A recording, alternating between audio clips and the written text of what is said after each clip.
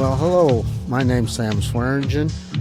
I am the virgin host of Beyond the Chutes, as presented by ParaSight Systems.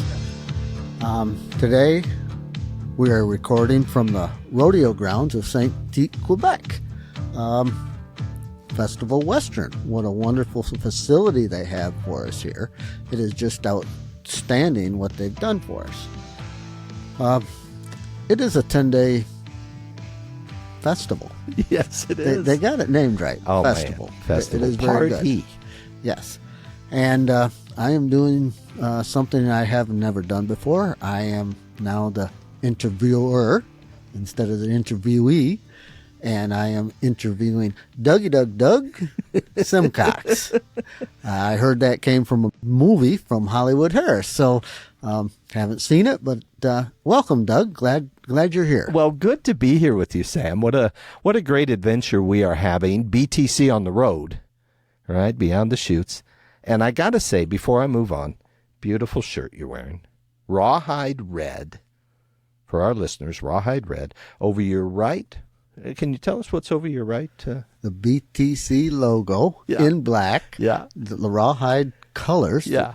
We had silver in there also, but red and black were pretty much the rawhide colors. Absolutely. So, Doug. Yeah.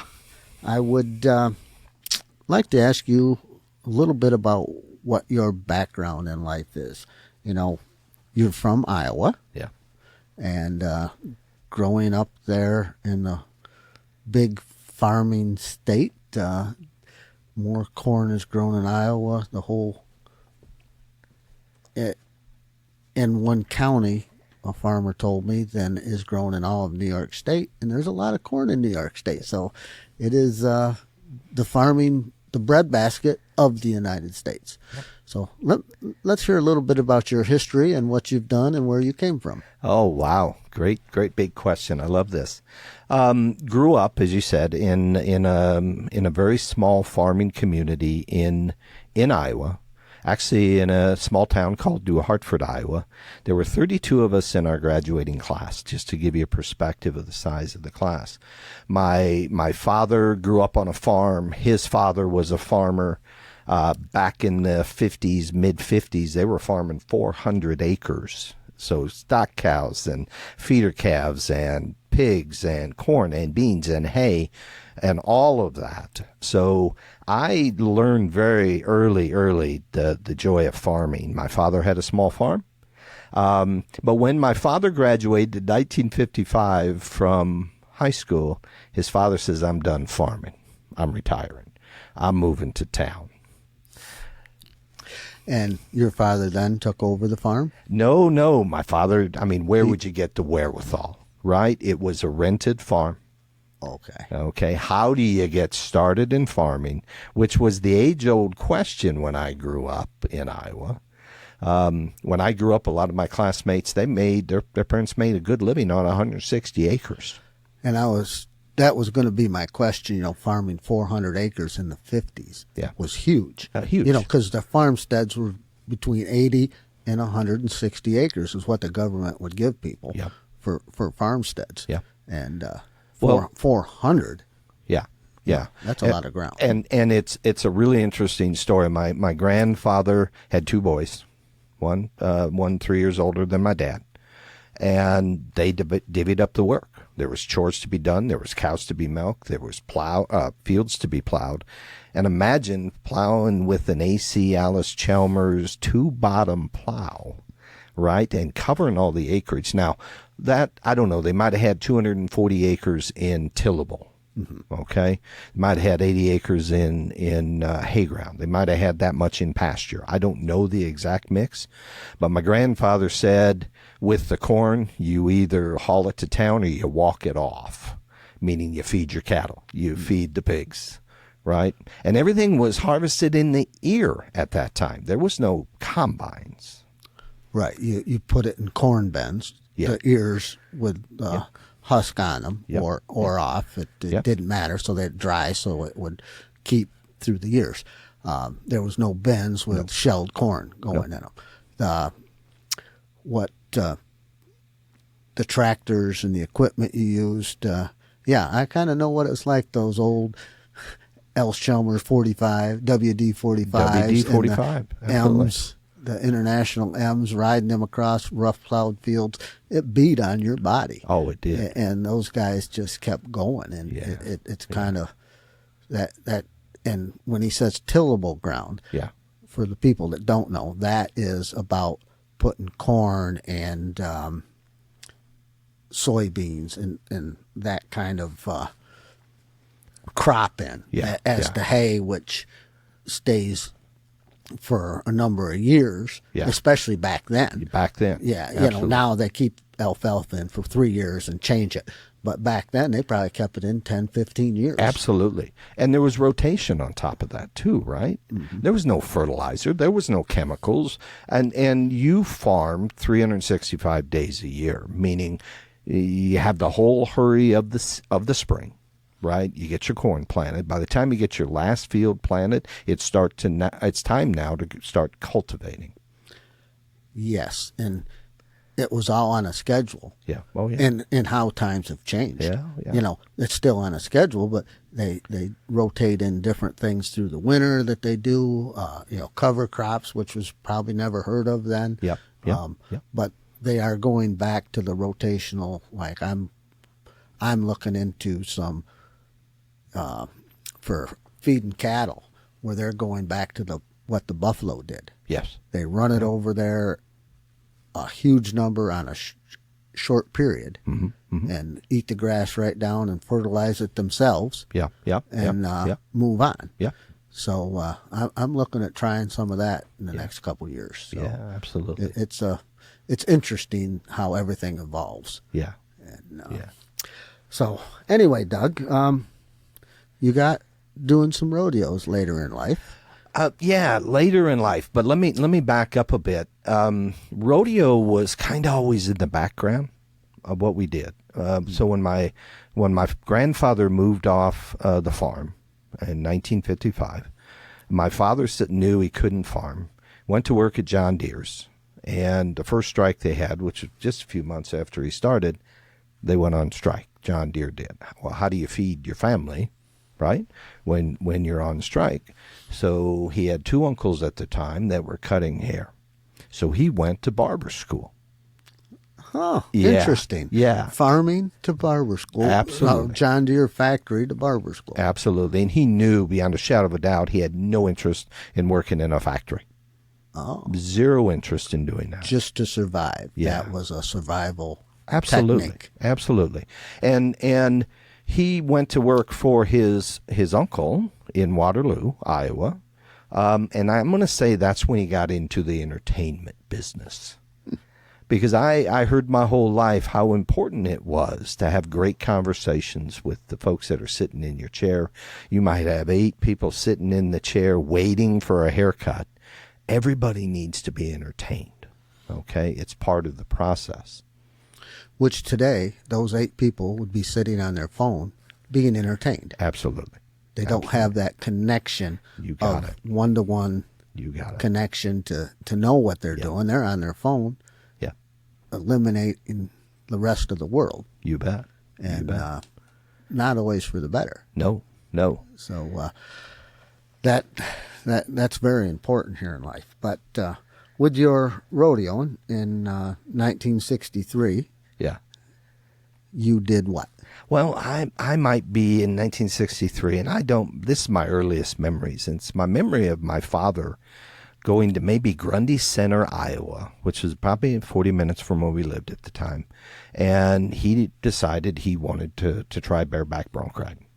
And I know it was the first time he ever got on a horse at a rodeo. And it was a Bob Barnes rodeo. Which we both have had connections with through the years. Absolutely. So the Barnes family, absolutely.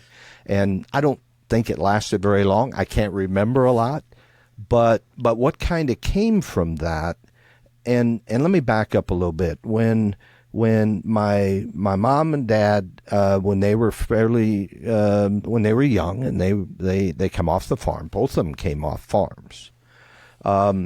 My grandfather got into riding club, horse riding club, saddle club they called it, Beaver Valley Saddle Club, and they were organized rides, and they'd ride along the Beaver River, and it just was a super social thing. They didn't grow up on horses. Nobody grew up on horses, and my parents got very into. My father was a great athlete in high school.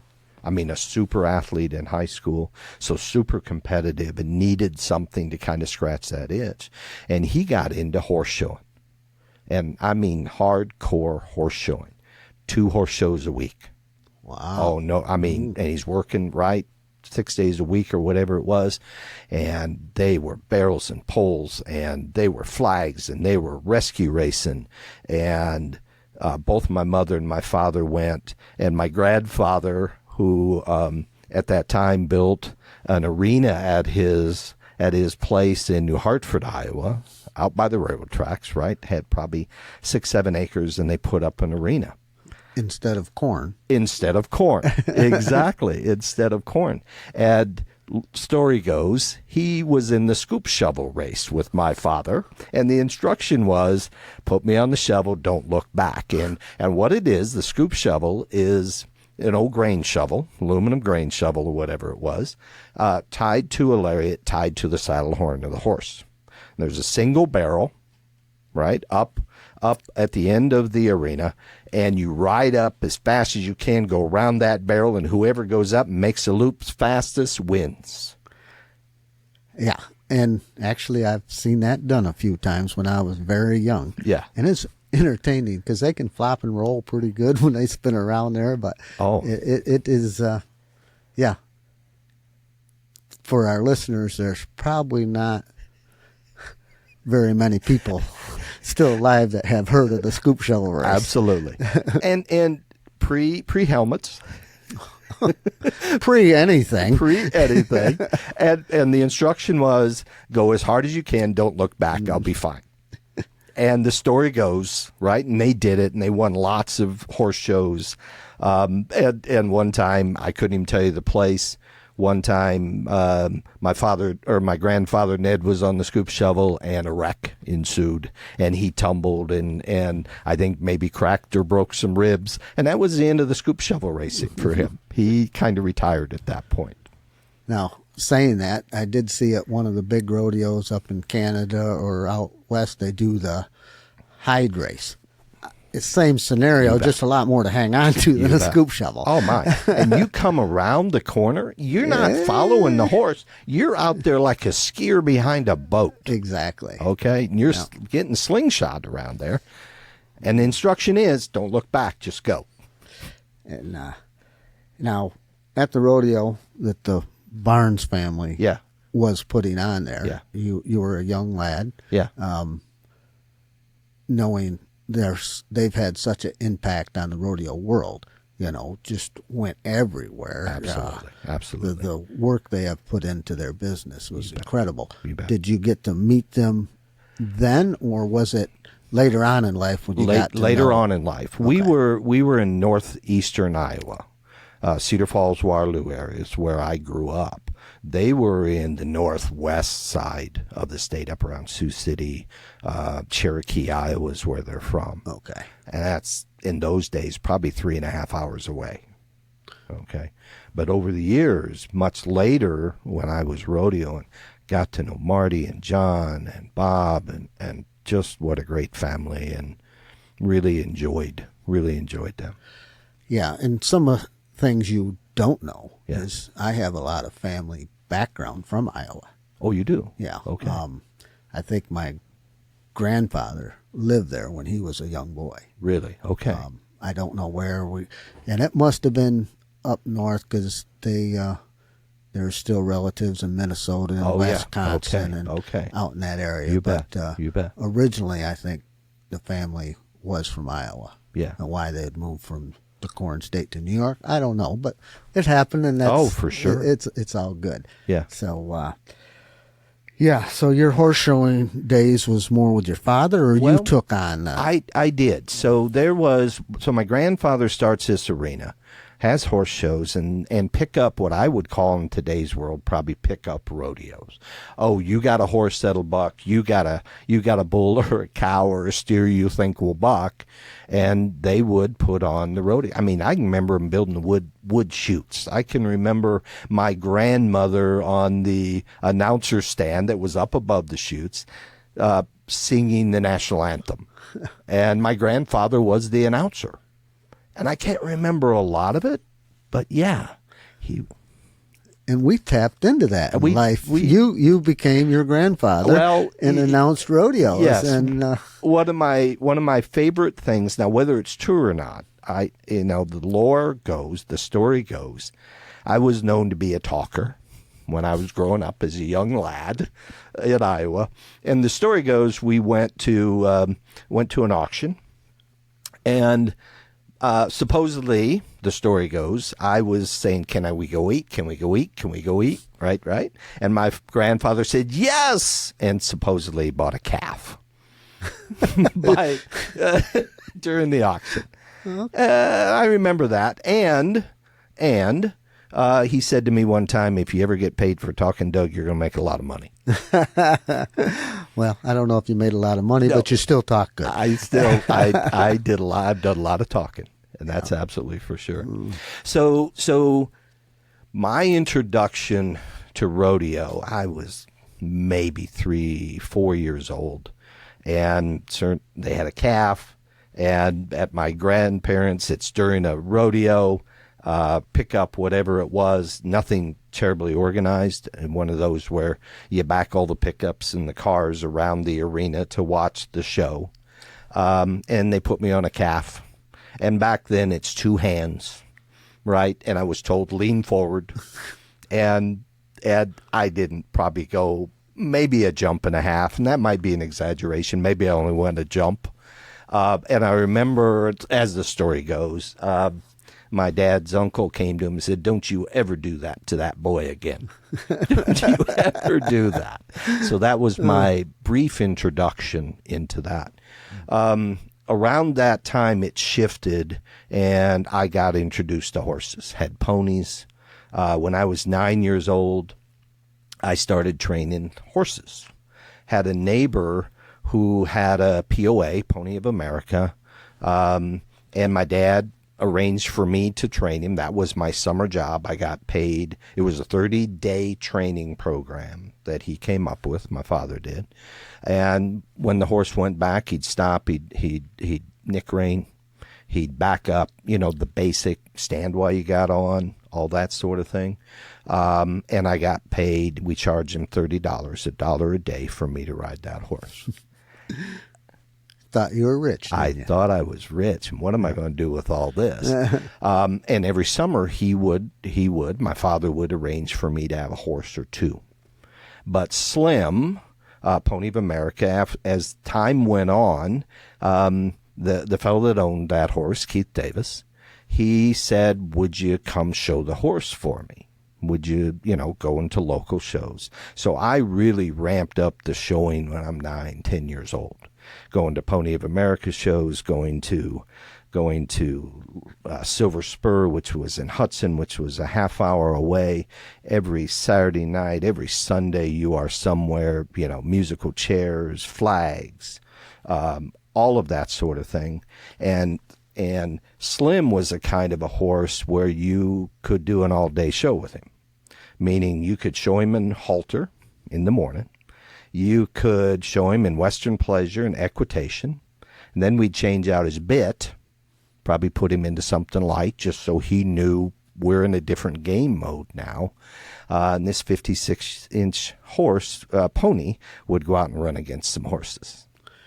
And that was kind of the mentality back then, because you didn't have 5 or 6 different horses to take to the shows. No.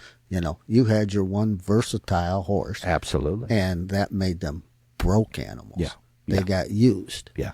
And now they're broke for one thing. Yeah. And not saying all of them. Yeah. Don't get me wrong, but the majority of horses are broke for what they want to do. They're like athletes, specialized. You don't put a linebacker out to be a defender against a wide receiver. Yep. They might help out, Yeah. But they're pretty much specialized, and that's the way the horse world has become. You bet. And Slim was 10 times smarter than me at the time, right? But he could do it all. And we talk about learning and thinking on this program a lot, right? And I can remember I'm maybe 10 years old. I'm showing him in Western Pleasure. And of course you lope and you trot and you walk and you turn around and do it the other direction, and they move you to the center and you back up, and then you're dismissed if you're not in the top. And I kept getting dismissed, right? What do I know, right? And they would say, well, he's in the wrong lead. He's in the wrong lead, and I'm like, oh, okay. What's the lead? And funny you bring that up. That's exactly what it was. And I come back, and the fellow I'm showing it for, I said, Keith, what's a lead? And he tells me, and I'm like, oh, well, I can do that. But isn't that something without, making assumptions? Well, everybody knows what a lead is. Well, I didn't. I'm sorry, I didn't. Right. And you just got on and rode. I just got on and rode. I absolutely did. So continue to train horses and that sort of thing. And I think I was 12 years old and I bought Slim. I paid $350 for him. I've got the POA papers. And $350, I remember I had $300. I had to pay $350. I don't remember where the other 50 came from. But we continue to show him, and one of the highlights of Slim, there's always horses that stand out. In Kathleen's generation, it's, of course, Sister, Correct. The horse we got from you. But I remember it was a Saturday night, and I'd run barrels already. I'd done everything already, and just the energy was up. I don't know what it was. And because of the way they'd classed the show, I had to run against horses. I had to run against the adults. And I remember it was just one of those moments that just absolutely everything clicked.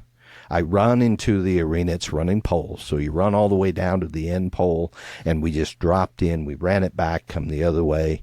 And as the story goes, there was a guy on the end of the arena sitting in his car that had turned on his lights, so we're running into the headlights. I don't know. But we end up placing second against some very top-notch people. And I would say that was the high water mark of my horse showing. At 10 years old? At 10, probably 12 at that point. Okay. But yeah. Now, Little Britches Rodeo. Yeah. The more I hear you, the more our backgrounds are very similar. I wouldn't have known this until now. Yeah. And did you get an opportunity to Little Britches or high school rodeo or anything of that nature? Yeah, a bit. And there was no real organized, I don't remember Little Britches being around. There was no organized Little Britches rodeo. High school kind of heard of, just wasn't around. And there wasn't a lot of rodeo people around me, okay? All the idea of rodeo I had, right, came from my father, right, came from his experience and knowing I wanted to do this. I can remember, maybe I was 9 or 10, we went to, there was a fair. So there's 99 counties in Iowa. Okay, and each one typically has a fair. And there was a fair in the county we lived next to, which was Butler County, and it was up in Allison, Iowa. And I went up there and got on a calf and ended up riding the calf, two-handed at this time, Sam. There was no one-handed stuff. There was no helmets. There was no flak jackets, no spurs, no chaps for sure. So we're riding. So I'm up there. And win the calf riding. And just because I could, they had goat tying. And I get in the goat tying, son of a gun if I don't win the goat tying, son of a gun if I'm not the all-around cowboy of that particular single day rodeo. So when you talk goat tying, I get it.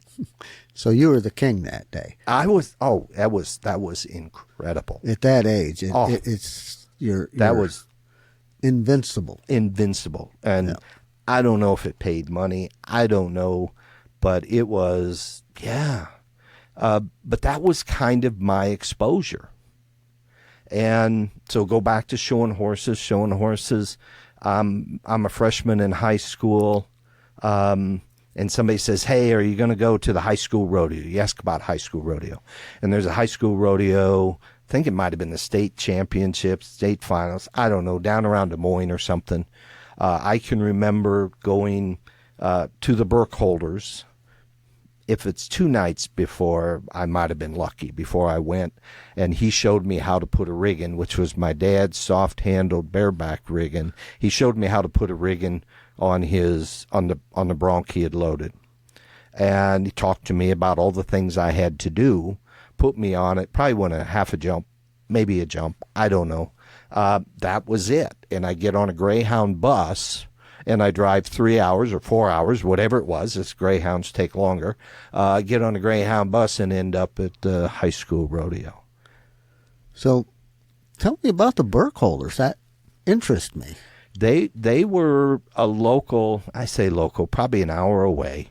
And they were big in rodeo. They were contractors and that sort of thing. And they would, they had livestock. Okay. So I was able to get with them. And and that was my introduction, Sam. You know, now, not quite the same as yours, where you went out and got on a saddle bronc for the very first time at the high school finals, right? Not quite like that, you know, or you didn't have a saddle that fit or whatever it was. But I didn't know anything, you know. What do you mean lift? What do you mean what? Bark them out. What do you even talk back to the lead? What are you even talking about? Yeah, and once again, the similarities of the past have come about. But getting back to whatever you wanted to do in life, I guess you're an accountant by trade. So when did you go to college? What happened between 12 and 20? Yeah, great question. So when I was a freshman in high school, again, New Hartford, Iowa, 32 of us in our graduating class. And there were a few avenues that you really, really looked at. Go farming, right? Well, what are your connections? Do you have a family that farms? Do you have a neighbor that'll start you? What do you have from a farming standpoint? Go to work at John Deere's, right? And those were the two main avenues. And I made a decision to go to college, right? First in the family to go. This wasn't, right? This wasn't a long line of heritage. Farm boys just either went to the farm or went to work. Absolutely. And college wasn't an option for a lot of them. Right. And I desperately wanted to farm. I love farming. I worked, when I was 10 years old, I was hired by a guy who was baling hay all across the county, and I was hired and I shuttled loads because I knew how to drive a tractor. So I wasn't stuck in the mow. I wasn't stuck on the hay rack. I was able to drive and stand in the fresh air. Okay, on those 90 days, and you know how warm it gets in a hay mow. Yeah. So I hired out pretty early. Went to work for a neighbor who farmed 700 acres at that time. So we're talking late 70s at that time. But anyway, backing up a bit, I had it's all about relationships and all about people and people seeing things in you or giving you advice at the right moment that was crucial in decision making, right? And I was fortunate. Fortunately, I didn't want to take home Mac, and they had an offering which was typewriting. I could take typewriting. Now, Mrs. Amling taught the typewriting. And all manual typewriters, they had electrics. They wouldn't let me on it because I messed around too much with them. But you learned to type, right? It was all about words per minute and all that. I took typewriter one semester. The next semester I took typewriter 2. Then we got into business machines, which are adding machines. Again, there was no calculators. Abacus. Right? Back in your day? Absolutely. You had the 10 key, so I learned the 10 key and that sort of thing. And I was probably a junior in high school, and Miss Samling says, I offer a bookkeeping class. I think you might be interested in it. And it was a package you got. It was a semester long and had checks and deposit tickets, and you could keep the books and all that sort of thing. And I said, this is pretty cool. I really, really like that. So was able to go to school. Dad paid the way for the first couple years and decided I wanted to go farming. Okay. Desperately wanted to go farming. I was raising some hogs on the side and that sort of thing. Had an opportunity come up and just desperately loved the idea of farming. Loved equipment. Just forever. Got a question for you, Doug. Yeah. Okay. Yeah. What did your dad think about paying the way to go to college to be a farmer? Because back then you didn't go to college to be a farmer. You do now. No. You do now, but then you didn't. You know, I can only imagine. I do remember he wasn't terribly happy with it, for sure, but I think he understood. Okay. I think he understood. And I don't know, it just was something that was so interesting to me. Just so, it's a lifestyle, right? And back then, you didn't say, okay, go live your dream. Yeah. It's survive, make That's a right. living, Right. take care of your family. You bet. It doesn't matter what you got to do. No. Now it's more, you look at it and say, go live your dream. You know, we'll help you live your dream the best we can. Yeah. But go live your dream. You bet. So You bet. It's a different mindset now than what it was back in the Absolutely. 70s and 80s. It's, okay, what are you going to do to make a living, to survive? My grandfather always kept asking me that when I was young. What are you going to do to survive? So your dad paid for college for a couple of years. 2 years. Yes. Now you're farming. Yes. How'd that turn out? I farmed for about 3 years and went broke. It was during the early 80s when everything was shutting down. Farms were dropping. Bankrupt left and right. And I'm swimming upstream, okay, knowing now what I know then, or knowing then what I know now, you're swimming upstream. I mean, you're borrowing money at 18%, whatever it was, crazy stuff. Loved hogs, loved raising hogs, loved riding on tractors and equipment, just always did. And it was the idea that I really was chasing. Economics weren't there, you know. But boy, you know, learned so much in that time period that sometimes just hard work, you know, doesn't work. It just doesn't work. Yeah. It just isn't It just enough. doesn't. Sometimes it's against you from the start. Yeah. And they can say what they want, but just work and try sometimes doesn't cut it. And you know, I think back on those times and think, could I have been smarter? Could I tried something different? You know, should I have been milking cows instead? And I'm not a cow milker. I'm not built that way. I've milked enough cows to know I'm not a cow milker. So met Laura, my wife, on a blind date. We got married 9 months after we met, back to school. She must still be blind because you've married above your pay scale, let me tell you. Absolutely. Many Wonderful people woman. said, that Doug, he's a social climber. That's for sure. No, a wonderful woman. Oh, absolutely. Blessed to meet her. Blessed to meet her. And, you know, we met when I smelled like hogs, you know, and not a lot of future was sitting in front of her.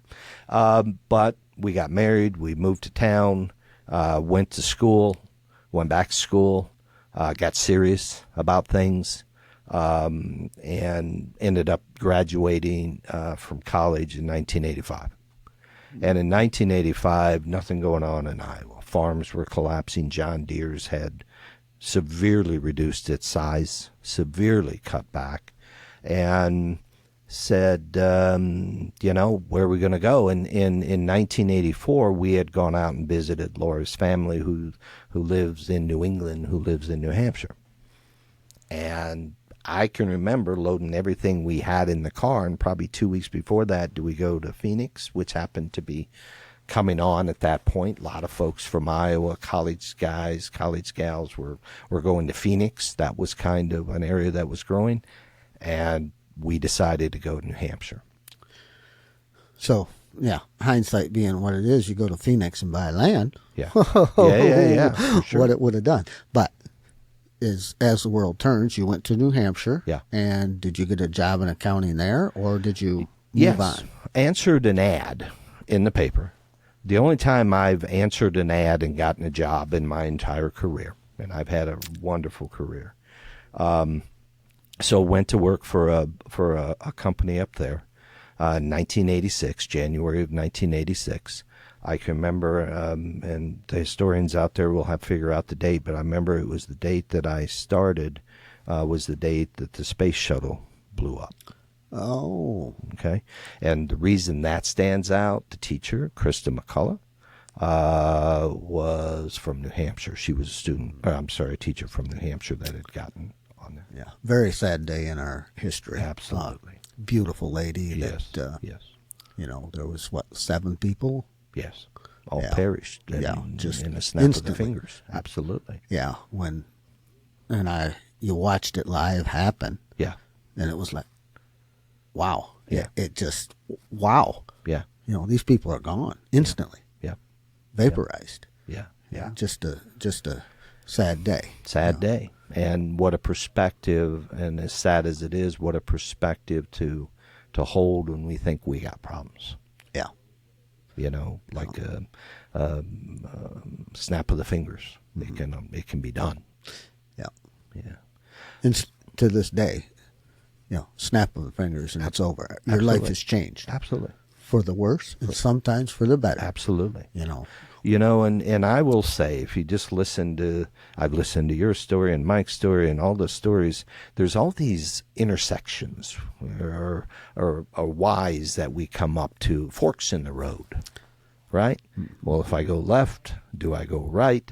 And thank goodness we've taken those turns, I say. And you got to wonder sometimes, where would we be had we not? And just how things unfold.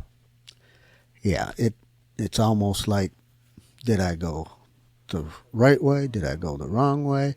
Yeah. It's the way you went. It's the way we went. And probably God's plan to go that way and see where you end up. Absolutely. I believe that 100%. Yeah. And I also believe there are no accidents, right? Well, in theory, in the rodeo world, I say, if you're meant to win, you're going to win. That's exactly And if you're not, you're not. Yeah. And you move on from it the next day. Yeah. So getting back to the early 1990s. Yeah. Yeah. That's when I met you. Yeah. Yeah. And what led to that? We were living in Concord, New Hampshire at the time, probably 1989, and we watched a program on a local documentary or whatever about Pond Hill Rodeo. Right? I remember watching this one weekend. The following weekend, we're up there. It's a weekly Saturday night rodeo. So can I say one thing here? Yes, please. It's almost like history repeats itself with your dad taking your mom to the rodeo with Bob Barnes's. Absolutely. You haven't been doing it for 20 years. Yeah, yeah. And now you're back in it at age 25. Oh, every bit of that, maybe 27.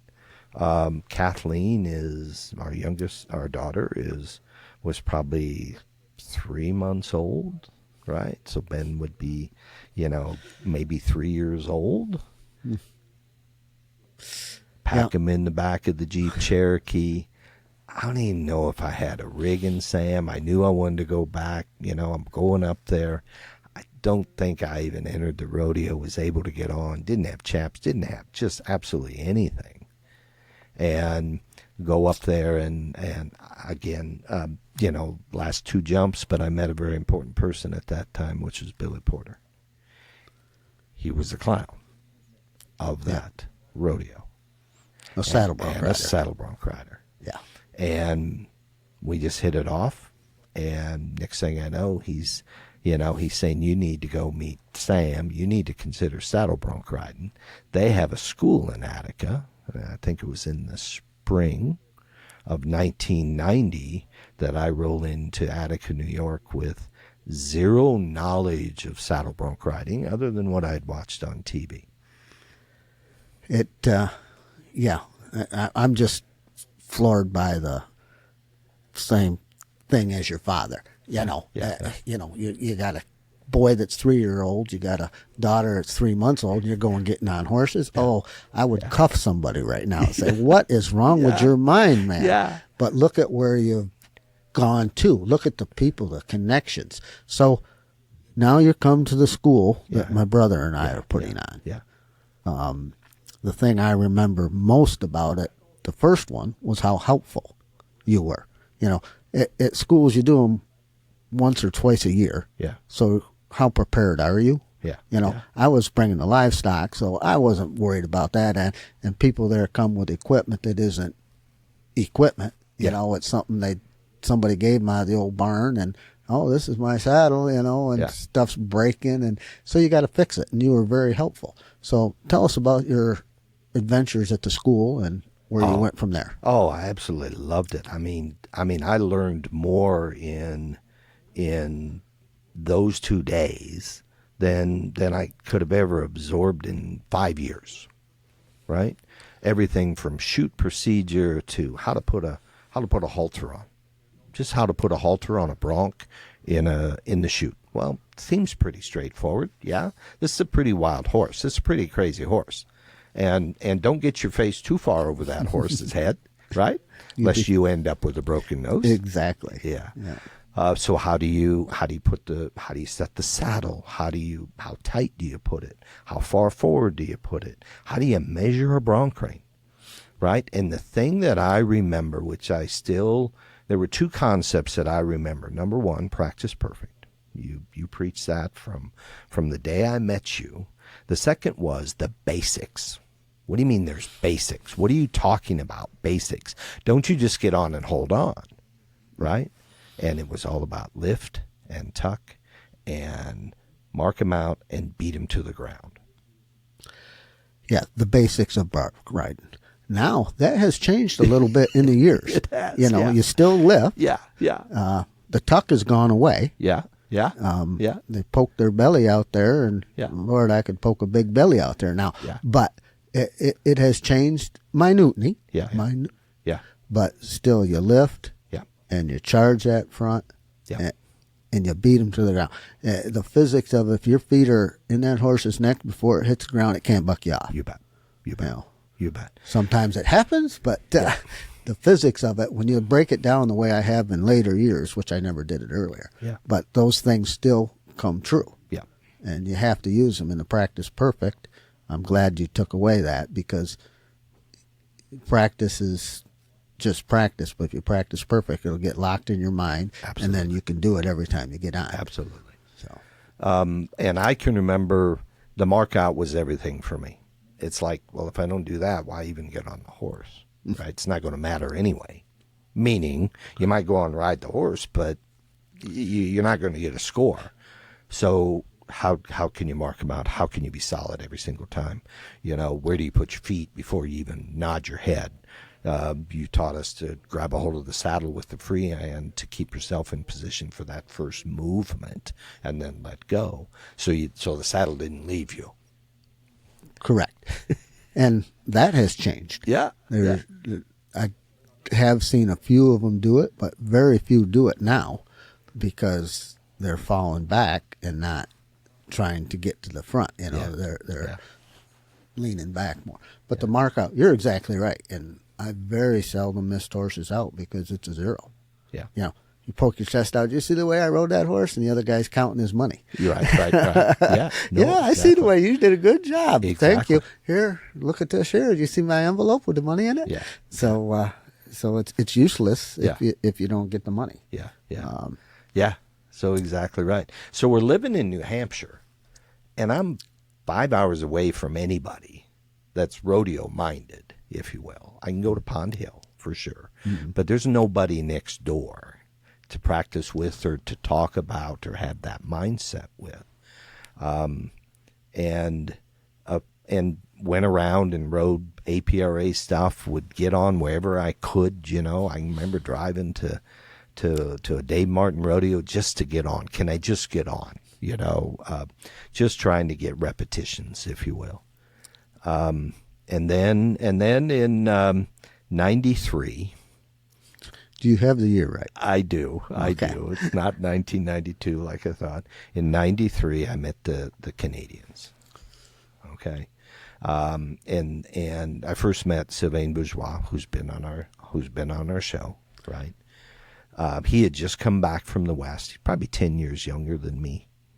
Met him at a Lyle Sankey show or a school that the PRCA, First Frontier Circuit PRCA, had put on. And they were putting emphasis on bronc riding and that sort of thing. So, okay, go get my PRCA permit and meet Sylvain, and we just clicked, just hit it off. It was my first real rodeo trip.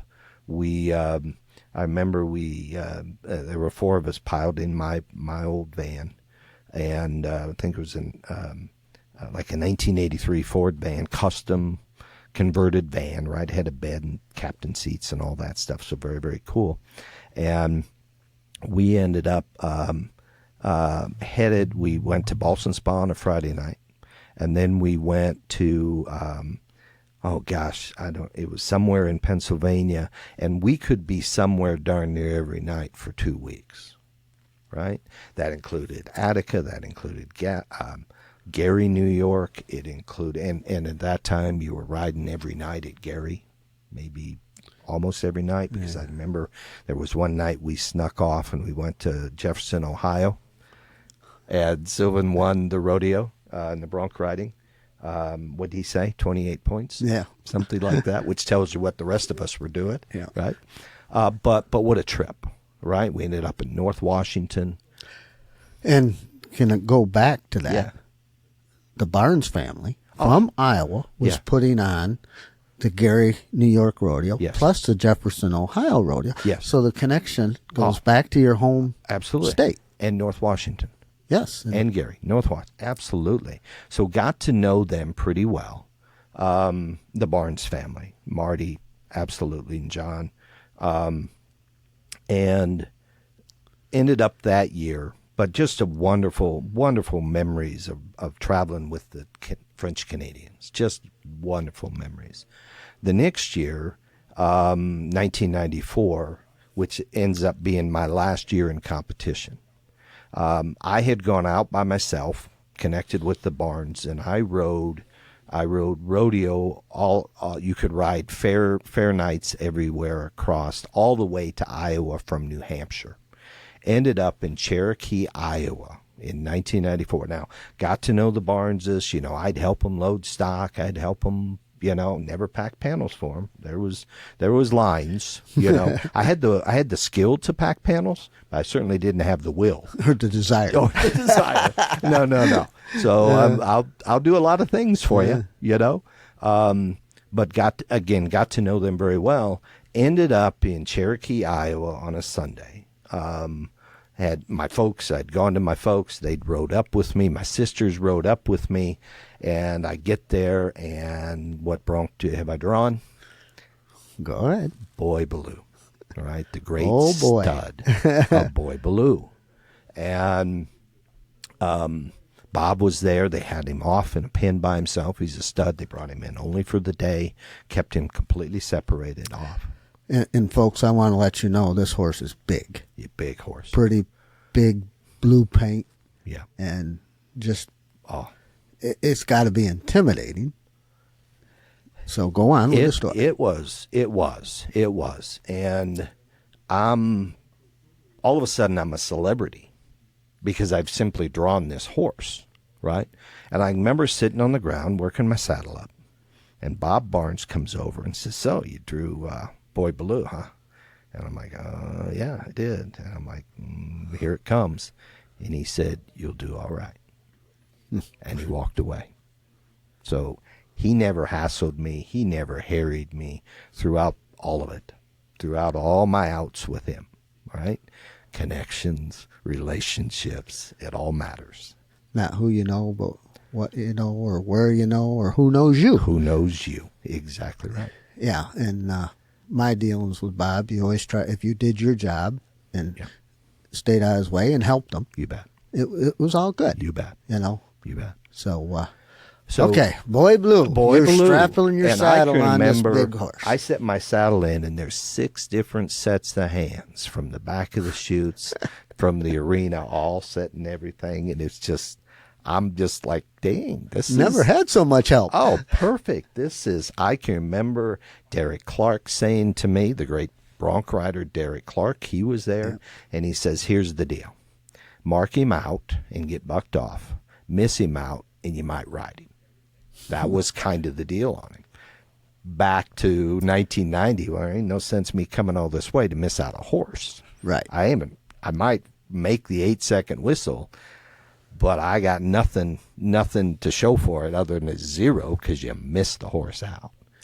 And it was just surreal, Sam. You know, we talk about that zone. We just talk about almost watching yourself as it's going on. I put my feet down to pick up my stirrups, and there's 2 hands in there putting not mine, putting the stirrups on for me.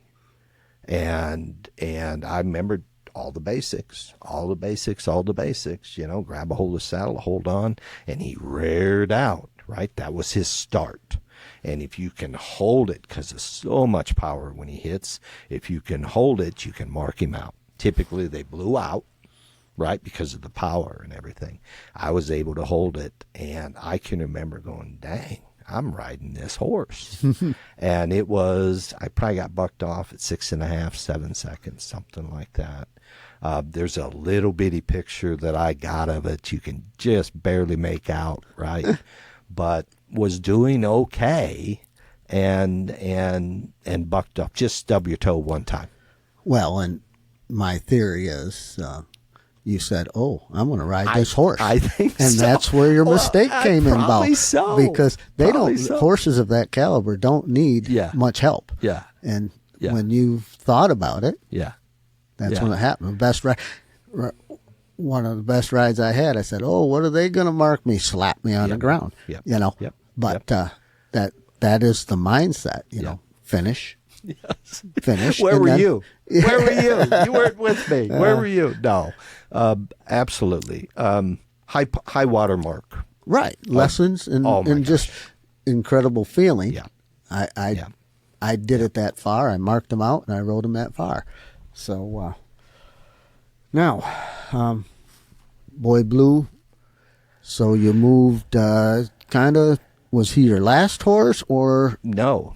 So Road Boy Blue, he was the last. How to say this? The last uninjured horse ride that I made. Oh, you were uninjured, not the horse. Yeah, not the horse, not the horse. So I'm in Cherokee, Iowa, and I'm headed back home, and I'd entered Uniontown, Pennsylvania, another Bob Barnes rodeo. And I remember hitting somewhere across the maybe Ohio, whatever. I called PRCA, you know, and said, what have I drawn? Oh, you've got this bronc, and we have this in the bull riding. And I'm like, what? Yeah, we got you entered in the bull riding. I'm like, no, I don't think so. And they go, do you want to protest it? And I said, no, let me find out what's going on. Okay, because I knew I hadn't entered. And I get there, and it's Marty Barnes, and he says, hey, I entered you in the bull riding. I didn't think I was going to have enough. We ended up with 10, 12 guys. He said, we're okay. But I entered you just in case, right? And I'm like, okay, not a big thing. He said, now we can draw you out. No big deal. And let me explain a little bit what Marty was doing. He was thinking they weren't going to get enough bull riders. So in order to contest it, they needed 5 guys. Yes. So if you can't contest it, he's got a contract to have bull riding in his rodeo. Yeah. So if he puts you in, they can still contest it. You don't have to get on, but you're entered. Absolutely. I've done that in the calf roping at my rodeos. Yep. Believe me, roping calves, you know. But that's where Marty's thought was. Absolutely. And it's just a business move. Yes. So go on. And he said, we can draw you out. But he says, you know, pretty good bull. Not going to hurt you. Pretty good bucker. I think you'd do all right. And I'm like, Marty, I haven't been on a bull in 15 years. I don't have a glove. I don't have a rope. I don't have bull riding spurs. I don't have anything. Oh, we can get you all set up. Not a problem. Do you want to ride them? And at that point, you talk about forks in the road. right? And I'm like, that might be kind of fun. I don't know. So the young man that I borrowed the bull rope from, so I'd done well in the bronc riding that night, and it started to rain. It started to rain, and it was so muddy, and they'd had demolition dirt. It was just a muddy, muddy pen by the time the bull riding came around. And young man gets on, he says, yep, you can borrow all my stuff, but I'm going to go first, right? And so he does. So he hands me the bull rope and his glove, and it's full of mud, and I think I put his spurs on. I don't even remember. And I'm like, what in the world am I going to do with this? How do I, right? And at the time, I'm riding broncs left-handed. So I ride my bull left-handed. Why would you mess it up? I remember John Constantinople, Goat, he's pulling me in the buck and shoot, right? And he's pulling me, and I'm like, now what do I do? And he goes, oh, my God, you really don't know how to ride bulls, do you? Meaning, how do you wrap? How do you do all this stuff? And he took the tail of the rope after he took the wrap and went across his hand, and then he would double it back and bring it back across his hand, the tail. So when you open the hand, there goes the tail, right? It was his thing. And I'm like, okay, I'll do that. I'll do that. So nod my head, out I go. I ride the bull. The whistle blows. The whistle blows. Okay? And I go to get off, always having ridden right-handed. I go to get off to the right. What happens, it jerks me just enough to stop my momentum. I get up on the back of the bull butt, right? And he bucks, and I come down, Sam, straight like a lawn dart into the arena. Hit so hard it flashed white. And I'm like, oh my goodness. And I get up, and Marty Barnes behind the buck and shoots, and he is laughing, having the time of his life. See, I told you could ride him. He says, you got to work on your get off. And he goes, I think you need to go to the ambulance. I'm like, why? And I had blood running down my forehead. So when I hit in the ground, I probably hit a fender off of a Lincoln or whatever they were doing in the demolition derby, gashed my head open, right? And my neck, I'm telling you, my neck. So I go to the hospital. They stitch me up, staple me up, whatever they did. I end up winning $300. I think the deductible was $250 for the hospital. But I'm in the all around now, except, oh yeah, Gary's coming up, Northwide, all that run's coming up. Go to the house and sit. And the only arrangement I had made when I started rodeoing, the only agreement I had made with Laura when I started riding was no bull riding. Oh. Yeah. Oh. Yeah. Did you forget about that when you said you'd get on? I was feeling pretty heroic when I got on. Yeah. No, I don't think that, yeah. So forks in the road, right? So I sit out. Right, and I miss Gary, I miss North Washington, I miss everything. I'm in the standings pretty decent because I'd had a pretty good spring, pretty good early summer. And I decide, Labor Day weekend, I decide to go to Rochester. Syracuse, to the fair. Okay. Yeah, and that was my first ride back. And made a pretty good ride. I don't think I placed, but made a pretty good, felt like a first ride back. You know, I wasn't sore. It felt okay. It felt like I was doing the basics. And we ended up that same weekend, I think that was a Saturday night, and we traveled to the Catskills to Andy Camp Rodeo. Okay. And I draw CA Smuggler, your bronc. Okay. Okay. And feeling good. I mean, I'm healthy. I'm feeling good. And I ride him. The whistle blows, and he starts to go down. I remember he's starting to fall. I grab my saddle to stay close to the horse as he goes down, catches himself and pivots me from the hard right side to the hard left side, and I haven't let go. And he launches me. And I can remember being in the air saying, tuck, tuck, tuck. You need to tuck. Meaning, tuck and roll. Tuck your head. Roll. Tuck your head. And I hit so hard on my shoulder and my neck. I hit so incredibly hard. I remember I got up and I couldn't hear. And a steer wrestler climbs over the fence and comes and gets me and takes me out. And I can't hear, right? And my hearing did come back later. And so I ended up going home and I sat out till the finals. No more rodeos till the finals. Go to the finals, have an okay finals, and was able to qualify by process of elimination, because if you won the circuit or you won the finals, you got to go to Pocatello. And at that time, you know, I didn't win the circuit finals, didn't win the circuit, but was up enough that they said, oh, you're the third alternate. Next in line. Yeah, you're next in line. So get on the plane, fly from New Hampshire to Cleveland, Ohio, ride in the arena south of the city, Richmond. Yeah, where the Cleveland Cavaliers used to play. Absolutely. Yeah. Rode there on a Saturday night, get on a plane and fly to Pocatello, and roomed with John and Marty Barnes. Oh. They were my roommates. Who laughed at you when you hit on your head. They did. So I ride my first bronc. And Jimmy Grasso is out there with me, and he says, Doug, we can go to, and I rode pretty decent, you know, not going to set the world on fire from scoring and all that, but rode pretty good, was feeling good. And he said, we can go to Sean Davis's school while we're out here. Right? Sean Davis, very, very famous saddle bronc rider. Amazing.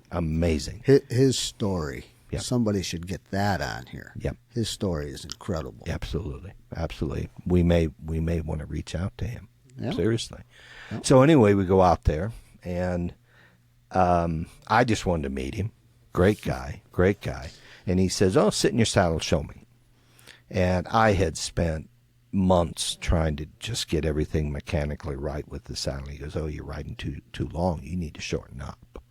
And I was riding a touch long, but the mechanics were working. I could, you know, I wasn't binding up. I wasn't shutting me down, you know, mechanically. And I'm like, okay, and change it. I don't even think I got on a bronc there, maybe a bucking machine, right? So we travel back to 3-4 hours back to Pocatello, get on my next horse, and mark him. I mean, high flying, coming out, perfect, mark out, you know, bails out of there. At that point, I'd learned the finesse of hitting him at the top. Okay. All right, for the mark out, right, to Mm-hmm. hold him the best. Made a great mark out, went out there, couldn't move my feet, bucked off, landed on my shoulder. 2 days later, I'm walking through the airport carrying my saddle, and my right arm goes numb. And similar to what Eli's going through right now. Finally get to an MRI and everything, and they said, yeah, nothing ruptured, but one of your discs is protruding, right?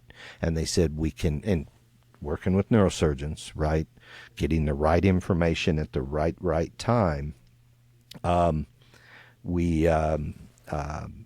they were able to put me in traction and get rid of it over time. And when I say my arm went numb, that wasn't completely true. You ever hit your elbow? Yeah. And that's what it felt like. And I'm trying to work. I've got a career still, you know, trying to put it all together. And at that point made decision that's enough. So Pocatello was my last bronc. 1995. And in Sean Davis's defense, they rode more that way. They did. It had involved to be looser, yes, and go, but yeah. I could never ride short because it was just like you said, it bound me up. It Yes. was like, and they must have turned loose or rode over top of the saddle a little bit. But yeah, what he did, he tried to help, but it was something that you weren't used to, and it changed completely. Right. And right. But you know, I mean, lessons in life. What you were doing was working, maybe not perfect, but you'd learned the lessons that got you there. Learned that too short, I get bound up, just the way I'm built, just the way the saddle works, just whatever. Why would I change it? I'm 22 hours from home, right? Maybe more than that. Maybe 40 hours from home. Yeah, it's about 40 hours out to Pocatello. Maybe 40 hours from home, yeah. I drove it one time, flew it the rest. It didn't make sense. Didn't make sense. So why would you? I don't know, one of those decisions, and probably in retrospect, thank goodness I did, or I wouldn't have been able to move on to the next elements. So what was your next thing in life? What did you have quit riding bucking horses now? Yeah. Definitely quit riding bulls. Yeah. So yeah. Now you go back to work and just... Well, I'm working the whole time through. Okay, I never stopped working. Used all my vacation time to go rodeo, to do that 2-week adventure every summer. Every summer, 2 summers. So went back to work, absolutely.